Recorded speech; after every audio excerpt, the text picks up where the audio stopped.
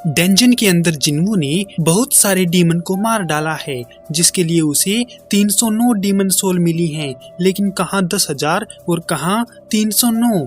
जिन्वू कहता है कि डीमन कैसल शुरू में इतना मुश्किल नहीं था और लगता है ये एरिया क्लियर हो गया है और डीमन की रैंक डी के आसपास है, जबकि एक लेवल इंक्रीज के लिए मुझे 9 बार सी रैंक डंजन क्लियर करना पड़ता है। लेकिन जैसे ही लेवल बढ़ता है मेरा एक्सपीरियंस भी बढ़ता है, मगर ये स्पीड बहुत स्लो है।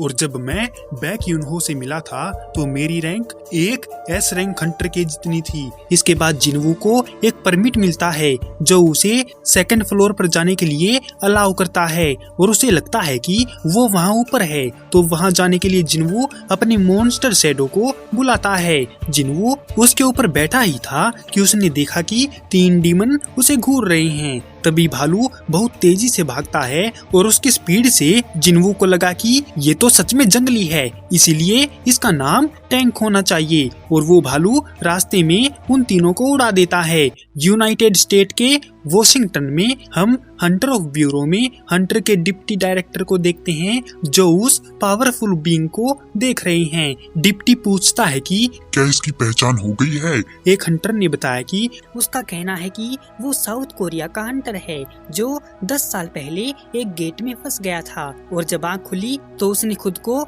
यूएसए में पाया। डिप्टी ने कहा कि ऐसा कैसे हो सकता है? एक हंटर अर्थ के एक हिस्से में फंसकर दूसरे हिस्से में से निकला हो। यकीन नहीं होता कि ये उस ए रैंक गेट में जिंदा ही नहीं, उन ए रैंक हंटर को भी पीट दिया जो इसके सामने कुछ नहीं कर सके। दूसरा हंटर कहता है कि ये इंसानी यादों के साथ एक मॉन्स्टर है और बिना एस रैंक हंटर की मदद के बिना हम इससे कुछ पूछेंगे तो इसमें बहुत ज्यादा खतरा है। जिस पर डिप्टी ने कहा कि स्क्वेंजर गिल्ड के मेन हंटर को बुलाओ जो कोरिया गया हुआ है। ऑफ कोर्स यहाँ बात डोंगसू की हो रही है और डोंगसू इस बात पर गुस्सा है कि जिसे वो मारने आया था वो रेड गेट में फंस गया। डिप्टी के नाम पूछने पर हंटर ने बताया उसने कहा तो था, याद नहीं आ रहा है। हाँ, इसने अपना नाम सुंग इल हवान बताया था। डंजन के अंदर हमें बताया जाता है कि डीमन कैसल के हर फ्लोर पर अपनी ही एक दुनिया है और हर एक फ्लोर बंद है जो परमिट से ही खुलता है और अगले फ्लोर का परमिट पिछले वाले को क्लियर करने पर मिलेगा। और यहाँ पर हम समझ सकते हैं कि हर फ्लोर की अपनी एक दुनिया है। जैसे जैसे टाइम बीत रहा था तो जिन्वू फ्लोर पर चढ़कर डीमन को पेलते जा रहा था और साथ में उसकी टेलेकिनेसिस वाली पावर इंक्रीज हो गई थी। जिन्वू के पास टाइम की प्रॉब्लम है। उसे लगता है कि अगर यहाँ पर 100 फ्लोर हैं तो एक हफ्ते में ये नहीं हो पाएगा। जिन्वू को जब डीमन कैसल की चाबी मिली थी तो उसे लगा कि कहीं ये एस रैंक डंजन तो नहीं है, लेकिन टाइम और बोरिंग बैटल के साथ वो सब कुछ भूल गया। जिन्वू फ्लोर क्लाइंब करते करते 50वें फ्लोर तक आ गया था। अब तक उसके पास 2500 डीमन सोल इकट्ठा हो गई हैं। जिन्वू निचले फ्लोर के रूलर वल्कन को देखता है जो बहुत बड़ा था और अपने थ्रोन पर बैठा था और साथ में उसके गार्ड भी थे। जिन्वू सोचता है कि ये एक बॉस ग्रेड का डीमन है जो काफी खतरनाक दिख रहा है और मुझे इससे संभल कर लड़ना पड़ेगा। जादूगर उन पर फायर बॉल से अटैक करते हैं और जिन्वू इग्रिस आयरन को कहता है कि मैं आगे जा रहा हूँ, बाकियों को तुम्हारे पल्ले बांध कर। गार्ड अटैक के लिए आते हैं और जिन्वू गायब हो जाता है। अब यहाँ फाइट शुरू हो गई है गार्ड वर्सेस आयरन और इग्रिस के बीच। जिन्वू सोचता है कि अगर ये गार्ड हाई रैंक वाले हैं तो मैं अपनी शैडो आर्मी को स्ट्रॉन्ग करता रहूंगा। और ये बात कहीं पर भी मेंशन नहीं है कि मेरी शैडो आर्मी में कितनी शैडो रह सकती हैं। फिलहाल मुझे घबराने की जरूरत नहीं है क्योंकि मेरे पास अपनी शैडो आर्मी के लिए बहुत माना है। लेकिन ये बेवकूफ अपनी जगह से हिल क्यों नहीं रहा है? ठीक है, कोई बात नहीं, मैं अभी जाता हूँ और इसे काट कर आता हूँ। लेकिन तभी जिन्वू देखता है कि वो एकदम से गायब हो गया है और जिन्वू की शैडो आर्मी को मार रहा है। वो आयरन पर एक तगड़ा सा अटैक करता है और फिर वो एक ही अटैक में इग्रिस को भी पेल देता है। इसके बाद वो शैडो आर्मी के पीछे पड़ जाता है और जिन्वू अपनी शैडो आर्मी को मरते देख गुस्सा हो जाता है और वल्कन को बढ़िया वाला घुसंड पेलता है।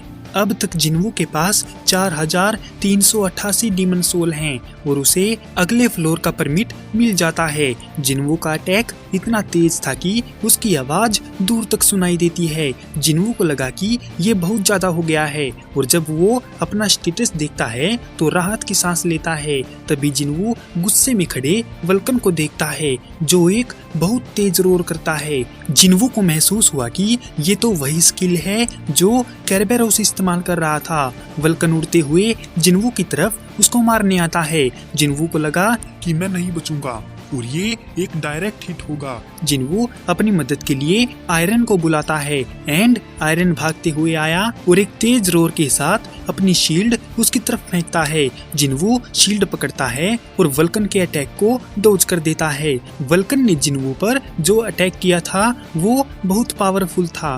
जिन्वू सोचता है कि मैं इसका सामना कर सकता हूँ, लेकिन मुझे काउंटर अटैक करने का एक मौका चाहिए और वो मौका अगला अटैक है। जैसे ही वल्कन दूसरा अटैक करता है तो जिन्वू शील्ड छोड़कर अपना डैगर निकालकर उसकी तरफ उछलता है, लेकिन वल्कन जिन्वू का प्लान जानता था। वो अपना अटैक चेंज करके जिन्वू का काम तमाम करना चाहता है। जिन्वू हवा में होने की वजह से बच नहीं पाएगा। तभी उसे डोमिनेटर टच की याद आती है और वो अपने आप को पीछे धकेलते हुए अटैक से बचता है और कहता है कि यकीन नहीं होता कि मैं बच गया। वल्कन की एक ही जगह है जहां मैं अटैक कर सकता हूं और वो है उसका सिर, लेकिन इसके अटैक से बचते हुए सिर पर एम लगाना मुश्किल है।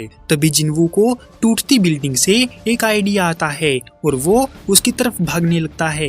ये देखकर वल्कन गुस्से में पागल हो जाता है और जिन्वू के पीछे भागने लगता है। जिन्वू अपनी स्किल स्प्रिंट को एक्टिवेट करके टूटती बिल्डिंग के बीच में जाता है। वल्कन के करीब आने पर जिन्वू बहुत ज्यादा स्पीड में उसकी तरफ बढ़ता है और अपने डैगर से उसके शोल्डर पर अटैक करता है। जिन्वू की बिल्डिंग में हम देखते हैं कि मैनेजर आहान और पार्क हंटर उससे मिलने आए हैं, लेकिन उन्हें पता चला कि वो तो अपने दोस्तों के साथ ट्रिप पर गया हुआ है। पार्क ने कहा कि वो एक हफ्ते तक नहीं आएगा। मैनेजर समझा नहीं कि पार्क को ये बात कैसे पता चली। पार्क ने बताया कि हान उसके कांटेक्ट में है जो जिन्वू की छोटी बहन की दोस्त है और उसी ने मुझे बताया है। हम यहाँ अपना काम छोड़ कर आए लेकिन हमें कुछ पता नहीं चला। मैनेजर ने कहा कि कुछ तो अजीब है, वो कंट्री से बाहर भी नहीं गया है और ना ही उसने अपना डेबिट कार्ड यूज किया है। पार्क ने कहा कि तुम उसकी जासूसी कर रहे हो, जिस पर आहान कहता है कि मिस मेरा काम हंटर को फॉलो करना है और मैं अपना काम ही कर रहा हूँ और एसोसिएशन ट्रैकर के अनुसार उन्हें डाउनटाउन मिला था। पार्क को लगता है कि कहीं वो किडनैप तो नहीं हो गया है। आहान हंसते हुए बोला कि आप भी कमाल करती हैं मिस। जिन्वू को चोरी करने के लिए चाइना के स्पेशल हाई रैंक के हंटर चाहिए होंगे, लेकिन सोचने की बात है कि जिन्वू आखिरकार गया किधर है। डेंजन के अंदर जिन्वू वल्कन के ऊपर छलांग लगाते हुए